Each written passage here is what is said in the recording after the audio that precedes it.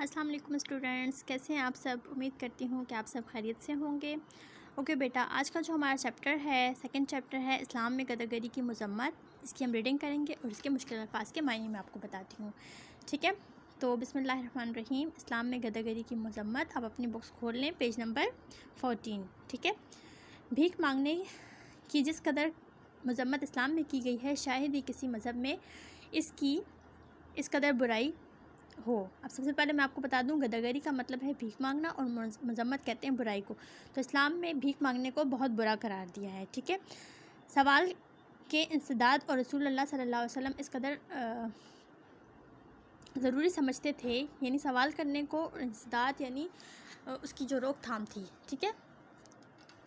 اس طرح آپ صلی اللہ علیہ وآلہ وسلم توحید اور پنجگانہ کی تعلیم کو اہمیت دیتے تھے۔ توحید اور پنجگانہ یعنی توحید اسلام اور پنجگانہ یعنی نماز کو، ٹھیک ہے، اہمیت دیتے تھے۔ چنانچہ عبد الرحمن بن عوف بن مالک فرماتے ہیں کہ جن لوگوں نے بیعت کی یعنی عہد کیا، وعدہ کیا، بیعت کی تھی، بعض کو میں نے دیکھا کہ اگر کسی کے ہاتھ میں سواری کی حالت میں کوڑا بھی گر جاتا، یعنی اگر کسی کے ہاتھ سے سواری کی حالت میں کوڑا جس سے وہ گھوڑا جب چلاتے ہوئے ان کے ہاتھوں میں بلیک کلر کا وہ لمبا سا ایک رسی ٹائپ سے ہوتی تھی، اس کو کہتے ہیں کوڑا، تو جس سے وہ یعنی گھوڑے کو مارتے وغیرہ بھی ہیں، تو وہ اس خیال سے کہ کہیں یہ بھی سوال میں داخل نہ ہو، کسی راہ چلتے سے اپنا کوڑا نہ مانگتے تھے، یعنی اس قدر اس کی مذمت کی ہے سوال کرنے کی، اور مطلب کسی سے بھیک مانگنے کی، کہ یعنی وہ کہتے تھے کہ شاید یہ بھی کہیں اس سوال میں نہ آ جائے، اگر میں کسی کو کہہ دوں، حکم میں نہ آ جائے کہ میں کسی کو کہوں کہ یہ کوڑا اٹھا دو، تو یہ بھی گناہ میں نہ آ جائے۔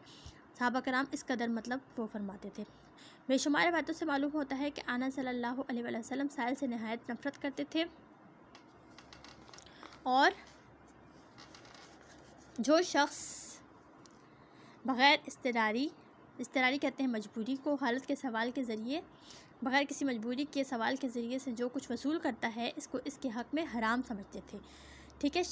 ایک شخص ایک وقت کی بھی خوراک موجود ہونے پر سوال کرے، اس کی نسبت فرماتے تھے، یعنی اس کی جو تھی وہ فرماتے تھے، منع فرماتے تھے، وہ اپنے لیے کثرت سے آتش دوزخ طلب کرتا ہے۔ آتش دوزخ یعنی جہنم کی آگ، ٹھیک ہے، طلب کرتا ہے۔ آنس صلی اللہ علیہ وسلم نے بار بار فرمایا کہ ہم میں سے جو شخص اپنی رسی لے کر پہاڑ پر جائے اور وہاں سے لکڑیوں کا گٹھا باندھ کر اپنی پشت پر لائے اور اس کو فروخت کرے، تو تاکہ اللہ تعالیٰ اس کی حاجت رفع کر دے، ٹھیک ہے، اس کی ضرورت پوری کر دے، یہ اس کے حق میں بہت بہتر ہے۔ یہ نسبت اس کے کہ وہ لوگوں سے بھیک مانگے، پھر اس کو کچھ دھتکارے دے یا تو پھر اس کو کوئی چیز دے دیتا ہے یا دھتکار دیتا ہے۔ اکثر دیکھیں نا، اپنے جو فقیر وغیرہ ہوتے ہیں راستے میں، اکثر لوگوں نے برا بھلا کہہ کے وہ کر دیتے ہیں، اکثر لوگوں نے مدد بھی کر دیتے ہیں، تو کتنی مطلب بری بات ہے جب کوئی کسی کو دھتکارتا ہے، منع کر دیتا ہے۔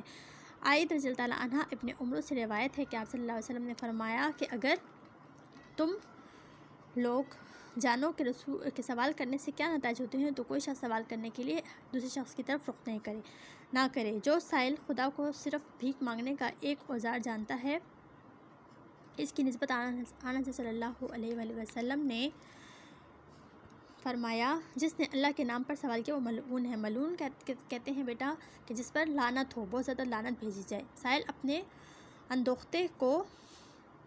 اندوختے کہتے ہیں یعنی جمع کیا ہوا مال، جو بھیک کے ذریعے اس نے پیدا کیا ہے، چھپاتا ہے اور باوجود استطاعت کے اپنی ناداری کا اظہار کرتا ہے، یعنی اس شخص پہ بھی لعنت ہے جو کہ جس کے پاس مال ہوتا ہے، سب کچھ ہوتا ہے، لیکن وہ اس کو چھپا لیتا ہے اور اپنے آپ کو غریب ظاہر کرتا ہے لوگوں کے سامنے اور دوسروں سے توقع رکھتا ہے۔ اس طرح کفران نعمت، دروغ گوئی، مکاری سے سخت ترین گناہوں کو اپنی کامیابی کا ذریعہ گردانتا ہے، یعنی مانتا ہے۔ اچھا، پس جن جامع الفاظ میں رسول صلی اللہ علیہ وآلہ وسلم نے بھیک مانگنے کی مذمت فرمائی ہے، اس سے زیادہ جامع الفاظ سمجھ میں نہیں آ سکتے، ٹھیک ہے بچوں؟ تو اتنا کافی آج کے لیے۔ میں آپ کو سمجھاتی ہوں کہ اسلام میں گداگری کی جو مذمت کی ہے وہ کیوں کی ہے، یعنی اس لیے کہ جو بھیک مانگنا جو ہے وہ سخت گناہ ہے۔ ہمارے معاشرے میں، ہمارے اسلام میں اس کی سخت مذمت کی ہے۔ حضور پاک صلی اللہ علیہ وسلم کے پاس ایک دفعہ ایک انصاری آیا اور اس نے اپنے بیان کیا کہ میں بہت زیادہ غریب ہوں۔ انہوں نے کہا تمہارے گھر میں کچھ تو ہوگا، جو کچھ بھی ہے وہ لے آؤ۔ اس نے کہا ہاں جی، ایک پیالہ ہے میرے پاس اور ایک چادر ہے اوڑھنے کے لیے شاید، تو انہوں نے کہا وہ دونوں چیزیں لے آؤ۔ انہوں نے محفل میں بیٹھے ہوئے صحابہ جتنے بھی لوگ بیٹھے تھے ان سے کہا کہ یہ دونوں چیزیں جو ہے وہ کوئی خریدے گا؟ کافی لوگوں نے مطلب کہا کہ ہاں ہم 1 درہم کی لیں گے، کسی نے کہا آدھے درہم کی، کسی نے کہا 2 درہم کی۔ انہوں نے کیا کیا کہ وہ چادر اور وہ جو پیالہ تھا وہ 2 درہم کا انہوں نے بیچ دیا، اس کو دے دیا۔ اسے جو پیسے ملے اسے انصاری کو کہا حضور پاک صلی اللہ علیہ وسلم نے کہ اس سے ایسا کرو کہ آدھے کا 1 درہم کا اپنے گھر کھانا لے جاؤ اور 1 درہم کے لیے ایک کلہاڑی خرید کر جنگلات سے لکڑیاں کاٹ کر بیچو۔ کچھ دنوں بعد وہ پھر آیا، اس کے پاس 10 درہم جمع ہو چکے تھے۔ اسی طرح حضور پاک صلی اللہ علیہ وسلم نے فرمایا کہ دیکھو محنت میں عظمت ہے، آپ نے محنت کی، آپ نے کلہاڑی خریدی، لکڑیاں کاٹ کے جنگل سے بیچی اور اس طرح اپنے بیوی بچوں کے لیے آپ کا محنت کر کے جو ہے کماتے ہیں اور پھر ان سے ان کا کھانا پینا جو ہے پورا کرتے ہیں۔ تو یہ بچوں یہ ہو گیا، آج ہم نے ایک پیج ہی پڑھا ہے، ٹھیک ہے۔ انشاءاللہ اگلے اس میں ہم دوسری اور پڑھیں گے کیونکہ کافی لمبا چیپٹر ہے، اور میں پھر آپ کو اور اس حوالے سے بتاؤں گی۔ اپنا بہت زیادہ خیال رکھیے گا۔ اللہ حافظ۔